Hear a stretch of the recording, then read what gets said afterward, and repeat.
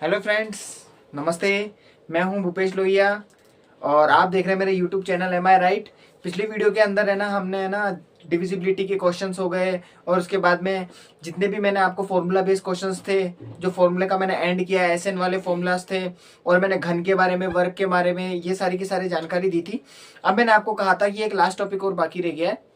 Last topic पढ़ने से पहले है ना, हमको सबसे पहले है ना एक छोटी सी बातें हैं वो अपन को थोड़ी समझनी होगी, क्योंकि ये फर्स्ट सेकंड क्लास से अपन ने सीख ली होती है, लेकिन इसको थोड़ा सा डिटेल में समझना इसलिए ज्यादा जरूरी है क्योंकि बड़े बड़े जो नंबर्स होते हैं ना, उस बड़े बड़े नंबर्स को है ना किस तरह से डिफाइन करते हैं, किस तरह से उसका आंसर्स निकालते हैं, वो अपन को ज्यादा समझने की जरूरत है।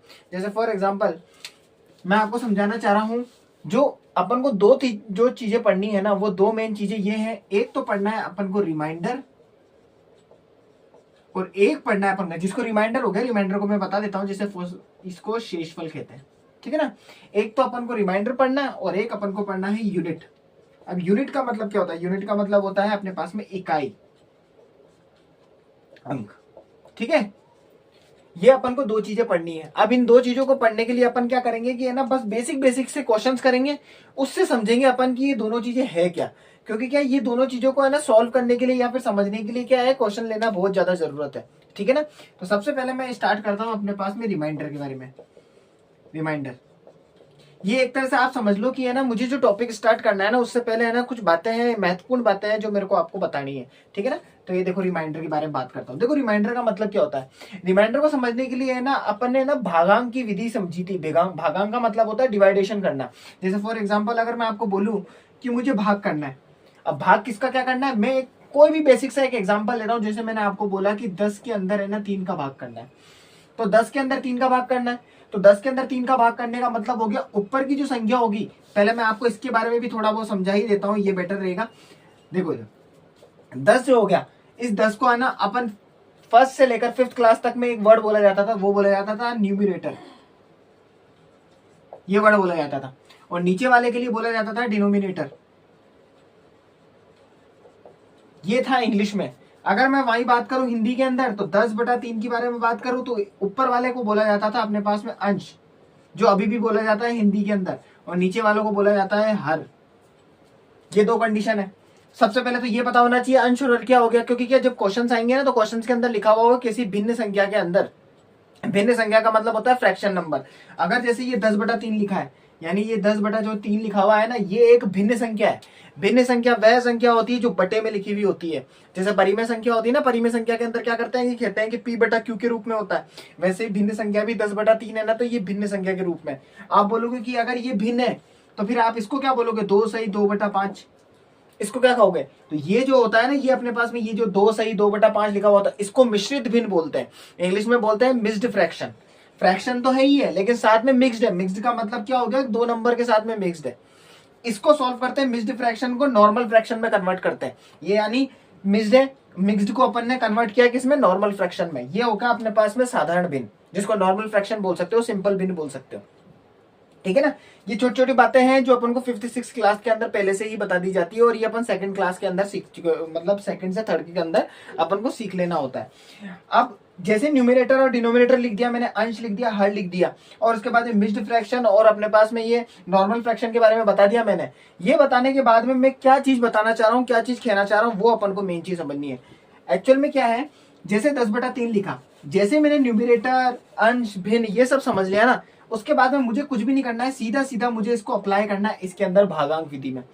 क्योंकि अगर ये सारी बातें पढ़ रहे हैं, तो अपन इस चीज को इग्नोर नहीं कर सकते कि किस किस वर्ड को क्या क्या बोला जाता है, मतलब किस किस जगह को क्या क्या कहा जाता है, ये भी अपन को पढ़ना जरूरी है। हमेशा आपको ध्यान रखना है कि इंग्लिश के अंदर, पहले मैं बता रहा हूं, अगर मैं बोलूं कि डिविडेंड है यहाँ पे, है ना, वैसे डिविडेंड में टी नहीं लगता है, वैसे आप चाहो तो डिविडेंड कर दो, ठीक है ना। अगर डिविडेंड अगर आपका बीच में है, तो इधर की तरफ में आपका आता है डिवाइजर, और अगर ये डिवाइजर होता है तो ये होता है आपके पास में क्वोशिएंट, और इधर नीचे की तरफ में जो बचता है ना, उसको कहते हैं रिमाइंडर। और अपनी है ना मेन जो कहानी जो चल रही है ना इस पूरे चैप्टर की, वो इसके ऊपर चल रही है, जिसको बोलते हैं अपन हिंदी के अंदर शेषफल। अपन को सारी कहानी यहीं से सॉल्व कर कराने के बाद में अपन को ये हल करना है। इसी के ऊपर पूरा चैप्टर, नंबर सिस्टम का जो टॉपिक है ना, नंबर सिस्टम के टॉपिक के अंदर ये रिमाइंडर, ये देखो ऊपर शेषफल लिखा हुआ है मैंने, इसी को सॉल्व करना है, जो करना है जो करना है। अब मैं आपको बोलूं कि इसी को है ना हिंदी में बता दो, तो हिंदी के अंदर भी लिख देते हैं। तो अगर मैं हिंदी में लिखने के लिए बोलूंगा तो हिंदी के अंदर कुछ ऐसा हो जाएगा, ये यहाँ पे आ जाएगा अपने पास में भाज्य, यहाँ आ जाएगा अपने पास में भाजक, यहाँ आ जाएगा अपने पास में भागफल, और यहाँ आ जाएगा अपने पास में शेषफल। जो नीचे जो भी बचता है ना उसको अपन शेषफल लिखते हैं। हिंदी में लिखना चाहो तो हिंदी के अंदर बीच में आ जाता है भाज्य, इधर आ जाता है भाजक। भाजक का मतलब भाग देने वाला। जैसे मेरे पास में लिखा था मैंने 10/3 है, तो 10/3 के अंदर भाग देने वाला कौन है? भाग देने वाला तो 3 है ना, तो 3 यहाँ आ जाएगा भाजक की जगह। और जिसमें भाग दिया जा रहा है यानी 10 है तो 10 यहाँ पे आ जाएगा। फिर इनको सॉल्व करने के बाद में भागफल और शेषफल निकाला जाता है। ठीक है ना। अगर मैं थोड़ा सा 9th और 10th क्लास तक मैं पहुंच जाऊं, अगर 9th 10th क्लास के अंदर है ना भागांक की विधि होती है, उसको बोलते हैं कि इसको सूत्र में सेट करो। सूत्र में सेट करने का मतलब इसको एक सूत्र का रूप दो। तो क्या इसको ऐसे नहीं लिख सकते? ये देखो आप, अगर मैं यहाँ से हटाऊं, हटाने के बाद में अगर मैं आपको बोलूं कि यार इन दोनों को गुणा करो, कैसे गुणा करो? मैं आपको है ना इसके अकॉर्डिंग नहीं बताता हूँ, देखो ऐसे बताता हूँ। ये जैसे मैंने इसको इससे गुणा करूं और उसी के अंदर मैंने प्लस कर दूं इसको, तो आपके पास में भाज्य मिल जाएगा। अब आप बोलोगे कि ये क्या कर दिया भैया, तो इसको समझने के लिए देखो मैं ऊपर की तरफ में लिख रहा हूँ, एक एक चीज लिखूंगा। मैंने बोला कि भाजक को भागफल से गुणा करो, ठीक है ना। भाज्य निकालना है अपन को, अगर अपन को भाज्य निकालना है तो मैं बोल रहा हूँ भाजक को भागफल से गुणा करो। तो भाजक को गुणा करना है भागफल से, और मैं कह रहा हूं उसमें प्लस कर दो आप शेषफल को, तो आप भाज्य को पा जाओगे। अब आप बोलोगे कि भैया इसको थोड़ा सा है ना आप है ना क्वेश्चन के थ्रू समझाओ, कि क्वेश्चन से करके बताओ कि ये फॉर्मूला कैसे यूज होगा। बिल्कुल। तो देखो मैंने फॉर्मूला तो आपके सामने लिख ही दिया है, अब मैं एक क्वेश्चन तैयार करता हूँ, ठीक है ना। देखो क्वेश्चन क्या तैयार कर रहा हूँ। मैंने क्वेश्चन तैयार किया कि मैंने कहा यहाँ पे लिख दिया क्वेश्चन है 10/3, मैं इसको ही ले रहा हूँ, ठीक है ना। आप चाहो तो कुछ भी ले लो, 25/5 ले लो या कुछ भी नंबर ले लो, ऐसा नंबर ले लो जिसके अंदर शेषफल दिखता हुआ मिल जाए। जैसे फॉर एग्जांपल 2 के पाड़े में आपको पता है सम संख्या आती नहीं है, तो 25 ले लो, 29 ले लो, कुछ भी नंबर ले सकते हो, ठीक है ना। मैंने ले लिया 10/3 है। मैंने कहा कि है ना 10/3 में आप सबसे पहले डिसाइड करो कि इसमें भाजक क्या है, भाज्य क्या है। क्योंकि मैंने आपको बता दिया यहाँ पे आता है अपने पास में भाज्य। भाज्य का मतलब होता है जिसके अंदर भाग देना है, और जो संख्या भाग देगी वो भाजक होती है, तो भाजक आएगा यहाँ पे। इसका मतलब आपके पास में आ जाएगा 3 या 10 यहाँ आ गया, ठीक है ना। जैसे ही मैंने अपना प्रोसेस शुरू किया, कौन सा, जो फर्स्ट सेकंड क्लास से अपन सीखना शुरू करते हैं, क्या 3 के अंदर अपन टेबल बोलेंगे तो 3 का पाड़ा बोलेंगे, तो 3 3 का हो गया अपने पास में 9। मुझे पता है 10 रुपए में से 9 रुपए जाएंगे तो 1 रुपए बचेंगे। अब यहाँ से कहानी शुरू हो गई है। देखो क्या, ये हो गया अपने पास में 3, मैं यहाँ पे लिखता जाता हूँ। यहाँ पे सबसे पहले आ जाएगा अपने पास में भाजक, भाजक आ गया अपने पास में 3, वो ये रहा। फिर उसके बाद में बात करता हूँ भाज्य, भाज्य आ गया अपने पास में 10, वो ये रहा, ठीक है। फिर उसके बाद में बात करता हूँ अपने पास में भागफल, भागफल की बात करूंगा तो भागफल हो गया अपने पास में 3, वो ये रहा, ठीक है। फिर उसके बाद में बात करता हूं मैं शेषफल, शेषफल की बात करूंगा तो शेषफल हो गया अपने पास में ये 1 हो गया, ठीक है, वो ये रहा। ये बात मैंने लिख दी सारी की सारी। ये कंडीशन होती है, ये 9th और 10th क्लास के अंदर। 10th क्लास के अंदर है ना एक चैप्टर आता है, उस जिसके अंदर भाग और भागफल का शेषफल वगैरह निकालना होता है। उसके अंदर ये डिटेल के अंदर थोड़ा सा पूछा जाता है कि आप इसको लिख के बताओगे, लिखते कैसे। फिर उसके बाद में ये फॉर्मूले के अंदर सेट करने के बारे में बोलता है। तो पता है इसको, अब मैं आपको बोलूं कि मुझे है ना भाज्य पता करना है, वापस से 10 पता करना है, तो आपको अगर ये भाज्य पता करना है ना, तो आप है ना ये 3 चीज आपको पता होगी ना, तो ऑटोमेटिक आप भाज्य निकाल लोगे। देखो मैं इस फॉर्मूले में मान रखूंगा, भाजक, भाजक का मान कितना है 3 है, गुणा भागफल, भागफल का मान कितना है 3 है, प्लस फिर उसके बाद शेषफल, शेषफल का मान कितना है 1 है। 3 3 का कितने हो गए अपने पास में, मैं यहाँ पे नीचे लिख देता हूँ, हाँ 3 3 का हो गया अपने पास में 9 प्लस 1, और देख लो 9 और 1 कितने हो गए अपने पास में, वापस से 10 आ गया। देख लो भाज्य आ गया, नहीं आ गया। ये मेरे को छोटी छोटी बातें हैं, ये अभी समझानी इसलिए पड़ रही है क्योंकि अपने पास में चैप्टर की पूरी सारी इसी से चल रहा है, इसलिए, ठीक है ना। तो जितनी जल्दी हो सके, जितने अच्छे तरीके से हो सके, मैं उसको समझाने की पूरी कोशिश कर रहा हूँ। जो मेरे को शेषफल को जो समझाना था ना, वो शेषफल की कहानी बस यही है कि शेषफल की 2 कंडीशन आएगी, या तो शेषफल में कोई संख्या बचेगी या शेषफल में कुछ नहीं बचेगा। आप बोलोगे शेषफल में कुछ बच ही नहीं रहा है, तो कुछ ऐसे टाइप का क्वेश्चन बिल्कुल है। मैं आपको कहूं जैसे फॉर एग्जांपल ये 10/3 लिया था ना, आप इसी के अंदर जैसे मैंने 12 जैसे फॉर एग्जांपल ले लो 4, आप बोलोगे कि भैया सीधे सीधे से ये तो 3 बार में जाता है ना। लेकिन अगर मैं बोलूं आपको तो डिविडेशन का मेथड से करना है, इस वाले मेथड से करना है, तो इसको करने के लिए 12 यहाँ रखेंगे, 4 यहाँ रखेंगे। फिर उसके बाद में मैं भाग लगाऊंगा, तो भाग लगाऊंगा तो ये 3 बार में जाएगा, 12 जाएगा, और नीचे क्या बच जाएगा 0। तो आप देखो ना शेषफल 0 बच गया, तो शेषफल अगर 0 ही बच गया, इसका मतलब ये पूरी बार में कट गया। लेकिन अगर आप फॉर्मूले के अंदर भी सेट करना चाहोगे तो वही, इसको इससे गुणा करो और इसमें प्लस करो। तो देखो 4 × 3 + 0 तो 4 के कितने 12 होंगे, और 12 में जब 0 को जोड़ेंगे तो 0 ही तो आएगा। ठीक है ना। ये थी मेरी रिमाइंडर के बारे में थोड़ी कुछ बातें समझानी थी। फॉर्मूला मैंने सेटअप समझा ही दिया है। इंग्लिश के अंदर मैंने बता ही दिया, ये कहलाता है डिविडेंड, ये कहलाता है डिवाइजर, ये कहलाता है क्वोशिएंट, और ये कहलाता है शेषफल। इसको सेट कैसे करते हैं उसका सेटअप मैंने बता दिया है आपको। और बाकी मैंने इसके बारे में जो छोटी छोटी बातें थी, जैसे कोई भी नंबर होता है उसको अपन बोलते क्या, ऊपर वाले नंबर को, जैसे अंश हो गया, अंश को डिनोमिनेटर बोलते हैं, नीचे वाले नंबर को अपने पास में माफ करना, ऊपर वाले अंश को अपन बोलते हैं न्यूमिनेटर, नीचे वाले को बोलते हैं डिनोमिनेटर बोलते हैं। हिंदी में अंश बोलते हैं ऊपर, और नीचे वाले को हर बोलते हैं। भिन्न संख्याओं को कैसे क्या लिखते हैं मैंने बताया, ये 10/3 लिखा है, 12/4 लिखा है, ये सब भिन्न संख्या है। भिन्न का मतलब होता है फ्रैक्शन नंबर। ठीक है। और मिस्ड फ्रैक्शन की बात आ रही है, मिस्ड फ्रैक्शन का अंदर मतलब 3 नंबर लिखे हुए होते हैं कुछ ऐसे, जैसे 2/4 हो गया, जैसे 4 सही 1/5 हो गया। ये सारे के सारे क्या होते हैं, मिस्ड फ्रैक्शन होते हैं ये वाले। ठीक है। ये मेरे को एक छोटी सी बात इसके अंदर बतानी थी। अब आता हूं मैं यूनिट यानी इकाई अंक के ऊपर। ठीक है। इकाई अंक को है ना समझना है ना, तो ये तो मेरे को जहां तक पता है ना, तो ये शायद है ना आपके 1st से 2nd क्लास के अंदर फुल डिटेल में सिखाया जाता है। देखो कैसे, मैं कुछ भी एक नंबर लिखूंगा, जैसे मैंने लिखा 2 4 5 8 9 6 7 और 8, ये मैंने इतना लंबा चौड़ा नंबर लिख दिया है। आपसे बोला जाता है कि ये बेटा जो नंबर लिखा हुआ है ना, इनको इन वर्ड्स में लिखो। इन वर्ड्स का मतलब हो गया इनको शब्दों में लिखो। हिंदी वाले हिंदी में लिखते हैं, इंग्लिश वाले इंग्लिश के अंदर लिखते हैं।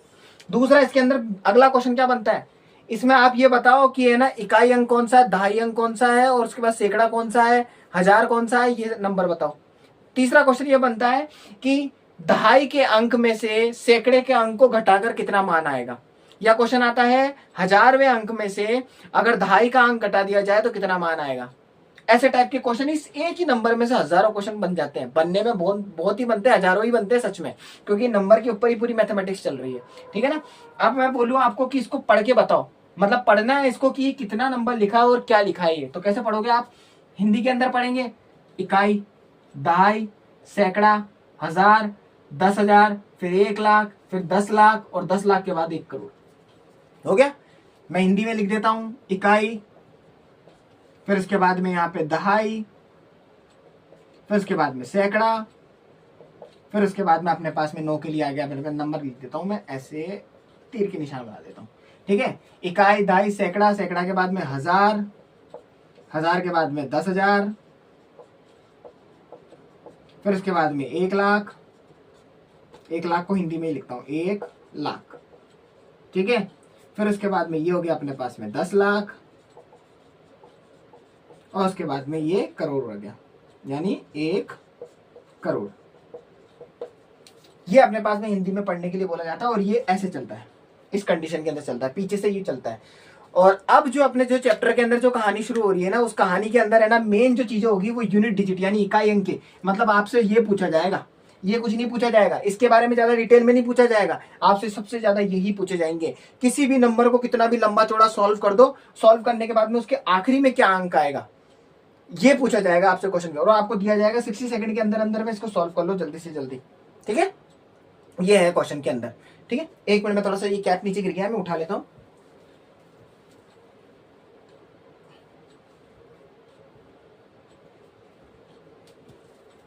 हाँ मिल गया। ठीक है। तो अब मैं थोड़ा सा आगे चलता हूं। अब देखो ये चीज अपन ने समझ ही ली है, इसमें तो कोई दिक्कत ही नहीं है अब। ठीक है। तो अब मैं आपको बोलूं इकाई, दहाई, सैकड़ा, हजार है, ये वाली चीज तो अपन ने समझ ली। ये तो देखो बेसिक चीजें है, ये तो मेरे को ज्यादा अपन को डिटेल में समझाने की जरूरत नहीं है। हाँ कोई इंग्लिश मीडियम वाले बच्चे देख रहे हैं तो इंग्लिश मीडियम वालों के लिए भी है ना, मैं थोड़ा सा है ना लिख देता हूँ इसमें कुछ, जिससे उनको दिक्कत ना हो। जैसे फॉर एग्जाम्पल देखो मैं बताता हूँ, ये 8 ही लिखा था यहाँ पे। ठीक है। तो ये 8 लिखा है, अब ये 8 लिखा हुआ है ना, तो इसको इंग्लिश में पढ़ लेते हैं फटाफट से। देखो 1s, फिर उसके बाद में 10s, फिर उसके बाद में आ गया 100, फिर उसके बाद में ये आ गया 1000, फिर 1000 के बाद में आ गया अपने पास में 10,000। ठीक है। फिर 10,000 के बाद में आ गया अपने पास में लाख, लाख के बाद में आ गया 10 लाख,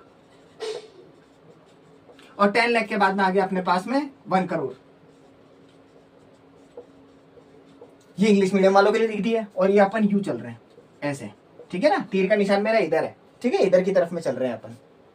यहाँ तक कोई दिक्कत नहीं है ना। अपन को यूनिट डिजिट पता चल गया ना, यूनिट डिजिट का मतलब क्या होता है, और वहीं पे अपने शेषफल का मतलब भी मैंने समझा ही दिया है। अब आप बोलो कि भैया आप इतना सब कुछ बता ही दिया आपने, तो इसको पढ़ के भी बता दो आप कि ये पढ़ने में कैसे पढ़ना है। देखो सीधी सी बात है, करोड़ है, करोड़ से स्टार्ट करना है। 1 करोड़ तो होगा नहीं, साफ साफ लिखा हुआ है 2 है, तो 2 करोड़ से पढ़ना शुरू करो। तो आप 2 करोड़ है, 2 करोड़ के बाद में लाख पे जाओगे, लाख से 1000 पे जाओगे, 1000 से 100 पे जाओगे, 100 से फिर से अंक पे जाओगे। तो पढ़ो ना। तो ये देखो कोमा लगाते जाओ, 2 लाख, 4 लाख तो होगा नहीं, डबल डिजिट में होंगे, तो डबल के बाद में ट्रिपल तो हो नहीं सकते। तो सॉरी, इसका बाद अपने पास में यहां से होगा 2 करोड़, 2 करोड़ के बाद में 45 लाख, 45 लाख के बाद में अपने पास में डबल डिजिट के अंदर 1000 यानी 89,000 यानी 89,000, 2 करोड़ 45 लाख 89,678। तो ये अपने पास में बन गया। ठीक है ना। अगर मैं इसको बोलूं इन वर्ड्स में बताओ, तो इन वर्ड्स के अंदर क्या बोलोगे, 2 करोड़ 45 लैक्स 89,678। ठीक है ना। हिंदी के अंदर 2 करोड़ 45 लाख 89,000, 89 बोलते हैं, 89 बोल रहा हूं, है ना, 89,678। इंग्लिश के अंदर 2 करोड़ 45 लैक्स 89,678 हो गया। और ये मैं कैसे पढ़ पाया, क्योंकि मेरे को इकाई, दहाई, सैकड़ा, हजार के बारे में पेयर पता था। ठीक है ना। तो इसलिए मेरे को है ना, ये इस वीडियो के अंदर है ना आपको छोटी सी जानकारी देनी थी, ये मोस्ट इंपॉर्टेंट थी इन दोनों के बारे में जानकारी देना। अब सीधा क्या करेंगे, अपन इसके क्वेश्चंस करेंगे और जितनी जल्दी हो सके इस चैप्टर को कंप्लीट करेंगे। मैं कोशिश कर रहा हूं कि जितनी जल्दी हो सके इस चैप्टर को कंप्लीट करने की कोशिश करूं। एक्चुअल में क्या है, इसके अंदर टॉपिक्स बहुत ज्यादा है और मैं जितना हो सकता है उसको शॉर्ट में समझाने की पूरी कोशिश कर रहा हूं। ठीक है ना। तो आप मेरे साथ में बने रहिएगा। अब अगले वीडियो के अंदर मैं आपको है ना रिमाइंडर और यूनिट डिजिट के बारे में थोड़ी सी बातें बताऊंगा, वो आपको समझनी है, और उसके बाद में फिर अपन इसको क्लोज करेंगे। ठीक है। अगर आपको मेरा कंटेंट अगर अच्छा लग रहा है तो लाइक, शेयर और सब्सक्राइब कीजिए। और जैसे जैसे मैं है ना धीरे धीरे अब थोड़ा सा आगे बढ़ता जाऊंगा ना, स्पीड थोड़ी तेज करेंगे, है ना। और ये जो प्लस माइनस जोड़ बाकी गुणा भाग हो गया ना, ये सब है ना अपन क्या करेंगे, बार बार डिटेल में नहीं लिखेंगे, अब फटाफट शॉर्ट में करेंगे। अगर मैं आपके सामने कोई जैसे 23 × 24 लिख दूंगा या कुछ भी चीज लिख दूंगा ना, तो मैं डायरेक्ट इसको मल्टीप्लाई करके इसका आंसर लिख दूंगा। तो आपको ये नहीं देखना है कि यार इसको मल्टीप्लाई करके साइड में बताओ, नहीं, थोड़ा सा आप अपन को एडवांस होना पड़ेगा। 23 को 24 से कैसे मल्टीप्लाई करना है, उसके मल्टीप्लाई के बहुत सारे तरीके मैंने बता दिए आपको। ठीक है ना। वो चीज को आप फॉलो करो। आप पीछे के जितने भी वीडियोस है, ये सब बेसिक के वीडियोस जो दे रखे हैं ना, उनको आप देख लोगे ना, तो उसके बाद में आपको धीरे धीरे डाउट्स क्लियर होने लग जाएंगे। ठीक है। अब मैं आपको मिलूंगा नेक्स्ट वीडियो के अंदर, तब तक के लिए बाय।